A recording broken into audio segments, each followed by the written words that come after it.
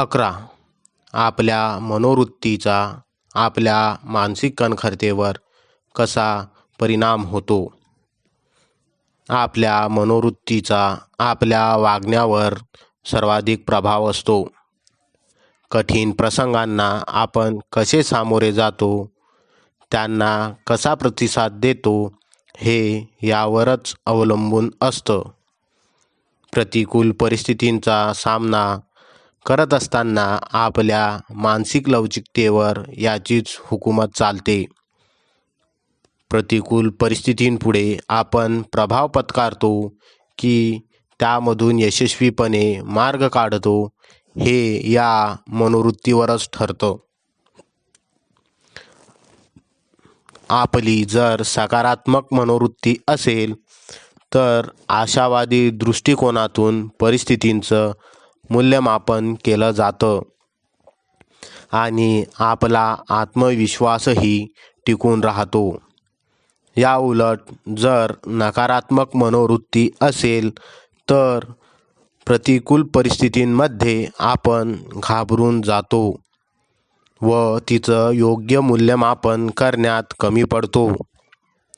अडचणींना, आव्हानांना जेव्हा आपण प्रतिसाद देतो तेव्हा या सगळ्या भावना आपल्या वर्तणुकीतून दिसून येतात. या भागांमध्ये आपण आपल्या मनाचा अगदी खोलवर विचार करणार आहोत.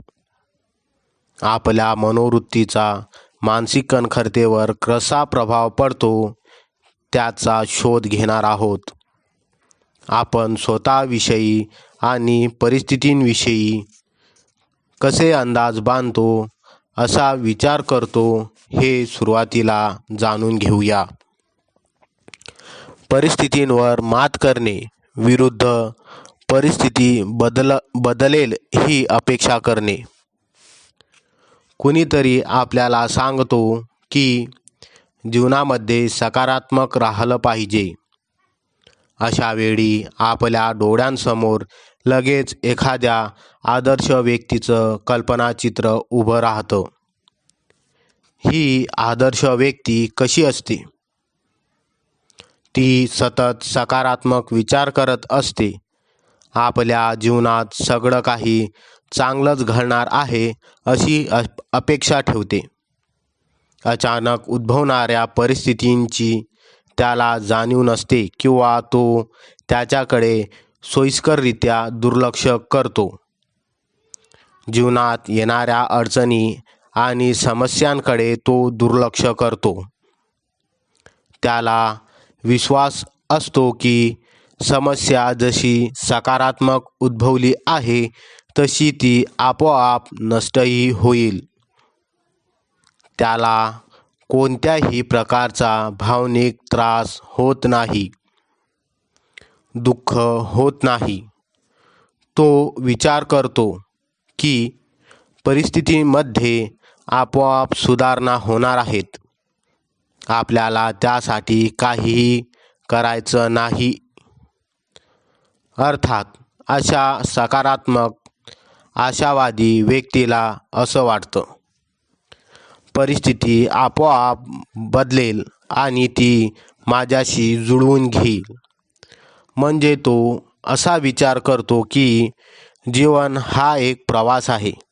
मी त्यातला एक प्रवासी आहे. माझ्या आजूबाजूला काय घडतं याच्याशी मला काहीही देणं घेणं नाही. पण ही प्रतिमा अगदी चुकीची आहे. सकारात्मक दृष्टिकोन राखणे म्हणजे निरर्थक आशावाद बाळगणे नव्हे किंवा सर्व काही आपोआप सुरळीत होईल असं मानणं नाही.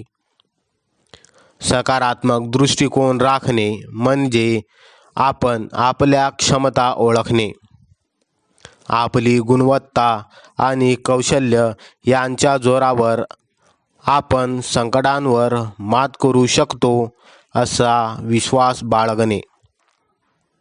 आपली क्षमता आणि विश्वास यांचा अवलंब करून परिस्थितींशी जुळवून घेणे. हा सकारात्मक दृष्टिकोन आत्मविश्वासातून निर्माण होतो.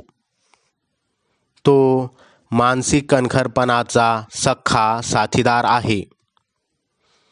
गुंतागुंतीच्या परिस्थितींशी आपण कसा मुकाबला करणार हेही तोच ठरवतो. नुसतंच आशावादी असून चालणार नाही, तर योग्य ती कृतीही करावी लागते. सकारात्मक दृष्टिकोन अशी कृती करण्यासाठी लागणारं मानसिक बळ देतो. वचनबद्धतेचं महत्त्व. एखाद्या गोष्टींसाठी आपण वचनबद्ध असतो म्हणजे त्यासाठी लागेल ती किंमत देण्यासाठी तयार असतो. म्हणजेच ती गोष्ट मिळवण्यासाठी वेळ देण्याची आणि कष्ट करण्याची आपली तयारी असते. ती गोष्ट घडवून आणण्यासाठी आपण निर्णय घेतो आणि त्यानुसार कृती करतो. वचनबद्धतेमुळे ठरवलेलं ध्येय साध्य करण्याची प्रेरणा मिळते. एवढंच नाही तर या प्रक्रियेमध्ये आपण अडचणी उद्भवल्या किंवा अपयश आलं तरी त्यावर मात करून पुढे जाण्यासाठी बळ मिळतं. उदाहरणार्थ, तुम्ही एखादा जोडधंदा सुरू केला आहे. तो यशस्वीरित्या करण्यासाठी तुम्ही वचनबद्ध आहात. या वचनबद्धतेमुळे तुम्ही त्यासाठी पुरेसा वेळ देता. दररोज संध्याकाळी आणि शनिवार रविवार त्यासाठी काम करता. एखादा अगदी लहानसा व्यवसाय सुरू करायचा म्हटलं तरी त्यामध्ये अनंत अडचणी असतात आणि या अडचणी अचानक उद्भवतात. वचनबद्धता नसेल तर आपण असा व्यवसाय मला जमत नाही असं म्हणून बंद करून टाकतो. पण वचनबद्धता असेल तर मात्र अडचणींवर मात करून पुढे कसं जाता येईल याचा विचार करतो आणि त्याप्रमाणे कृती करतो. एखादं कार्य करण्यासाठी किंवा एखाद्या प्रकल्पासाठी आपण वचनबद्ध असतो. ही वचनबद्धता आपल्याला सकारात्मक राहण्यास मदत करते. त्यामुळे आपल्या मार्गात येणाऱ्या समस्या सोडवण्याची लवचिकता निर्माण होते. कोणत्याही परिस्थितीत माघार न घेता प्रयत्न करत राहायचं आणि प्रयत्न करत राहण्याचं बळ देते. सदैव प्रगतीचा पाठपुरावा करण्याची इच्छा बाळगणे. सकारात्मक दृष्टिकोनामुळे प्रतिकूल परिस्थितींवर मात करून पुढे जाण्याचा आत्मविश्वास मिळतो. पण ही मानसिकता कशी प्राप्त होते? त्यासाठी नवनवीन कौशल्य आत्मसात करावी लागतात. सतत काहीतरी शिकावं लागतं. सुधारणा करावी लागते. नवं ज्ञान आणि माहिती मिळवावी लागते. त्यामुळे आपल्या क्षमतांमध्ये वाढ होते. अर्थातच स्वतःविषयी अधिक खात्री वाटू लागते. आपण हे काम निश्चितपणे करू असा स्वतःविषयी विश्वास वाटू लागतो. एखाद्या ध्येयपूर्तीसाठी आपण प्रयत्न करत असतो. वचनबद्धता असेल तर अत्यंत चिकाटीने प्रयत्न केले जातात.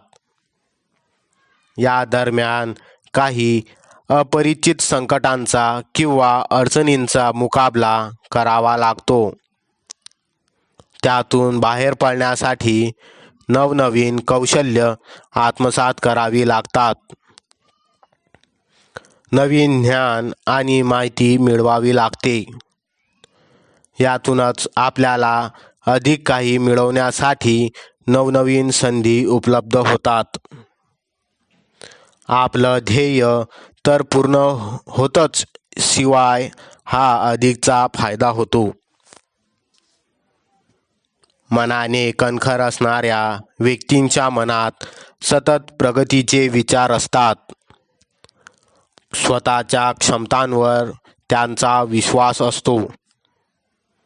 शिवाय त्यामध्ये वाढ करण्यासाठी ते प्रयत्नशील असतात. प्रतिकूल परिस्थितींमध्ये ते सहजासहजी माघार घेत नाहीत किंवा पराभव स्वीकारत नाहीत. आपल्यामध्ये असलेल्या कमतरतांमुळे सुधारणा करत राहतात. स्वतःच्या चुकांमधून शिकत राहतात. कोणत्याही संकटांचं रूपांतर संधीमध्ये करतात. मनाने लवचिक असण्यासाठी प्रगतीची मानसिकता असणं गरजेचं असतं. सकारात्मक मनोवृत्तीचा तो महत्त्वाचा घटक आहे. स्वतःमध्ये सतत सुधारणा करण्याची आपली तयारी हवी. हा ग्रोथ माइंडसेट आपला आत्मविश्वास वाढवतो. भूतकाळात ज्या गोष्टी आपण मिळवू शकलो नाही त्या साध्य करण्यासाठी त्यांचा उपयोग होतो. प्रतिकूल परिस्थितींमध्ये कणखरपणे टिकून राहण्यासाठी याची मदत होते. आपल्या मनोवृत्तींवर प्रभाव टाकणारा शेवटचा आणि महत्त्वाचा घटक म्हणजे कृतज्ञता. कृतज्ञ राहण्याची कला.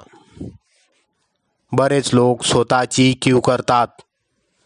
माझ्या जीवनात मनासारख्या गोष्टी घडत नाहीत. परिस्थिती कधीच मला अनुकूल नसते, म्हणून मी माझे ध्येय साध्य करू शकत नाही, अशी सतत कुरकुर करत असतात. तक्रार करत असतात.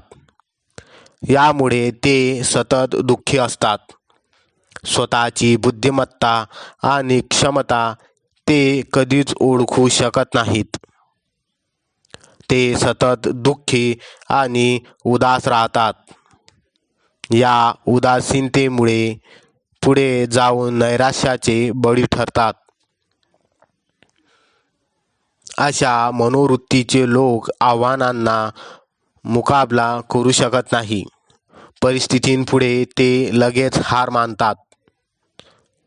स्वतःचीच कीव करणं किंवा न करणं यातला कोणता पर्याय स्वीकारावा हे आपल्या हातात असतं. नकारात्मकतेची सवय घातक असते. यामुळे आपण परिस्थितींबद्दल सतत तक्रार करत राहतो आणि इतरांवर आरोप करत राहतो. त्यामुळे आपल्या प्रगतीला खीळ बसते. अशी नकारात्मक वृत्ती असेल तर मानसिक कणखरपणा विकसित होत नाही. आपण कृतज्ञता व्यक्त करतो म्हणजे आपल्याकडे अंतर्गत आणि बाह्य दोन्ही संसाधने आहेत, हे सत्य स्वीकारत असतो. दुर्दैव, अपयश आणि संकट यांचा मुकाबला करताना यांचा उपयोग होतो. आपल्याकडे असलेली बुद्धिमत्ता आणि आपल्या क्षमता यांचा उपयोग करण्याची इच्छाशक्ती निर्माण होते. यामुळे आपला आत्मविश्वास वाढतो आणि प्रगतीचा आलेख उंचावत जातो. इथून पुढे जेव्हा तुम्हाला स्वतःची कीव येईल किंवा त्यावेळी पुढील गोष्टी नक्की करून बघा.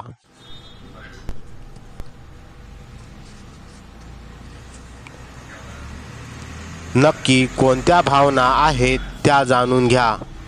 आपली भावनिक स्थिती काय आहे ते लक्षात घ्या. स्वतःविषयी वाटणारी दया किंवा कीव योग्य आहे का याचा विचार करा. तुम्ही तुमच्या क्षमतांकडे दुर्लक्ष करत आहात का यांचा विचार करा. इतरांबद्दल तक्रारी करणे थांबवा. तक्रारीमुळे नकारात्मक प्रवृत्तीला बळकटी मिळते. आपल्या जीवनात असलेल्या चांगल्या गोष्टींवर लक्ष केंद्रित करा. तुमच्या मित्राला किंवा तुमच्या कुटुंबातील सदस्यांना आवर्जून सांगा की तुमचं त्यांच्यावर प्रेम आहे. त्यांचे कौतुक करा. त्यामुळे तुम्हाला आणि त्यांना दोघांनाही आनंद होईल. तुमच्या दोघांचाही दिवस छान जाईल. अशा छोट्या छोट्या क्रियांमुळे स्वतःविषयी वाटणारी कीव किंवा दया नष्ट होईल.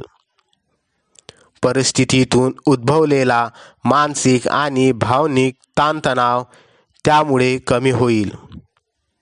परिस्थितींवर मात करण्यासाठी योग्य ते कृती करण्याचं बळ मिळेल. स्वाध्याय 8.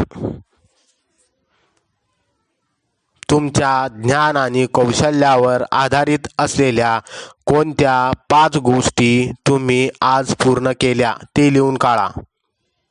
उदाहरणार्थ, नोकरीच्या ठिकाणी रिपोर्ट तयार केला, शाळेमध्ये परीक्षा दिली, घरातली एखादी वस्तू दुरुस्त केली आहे, इत्यादी.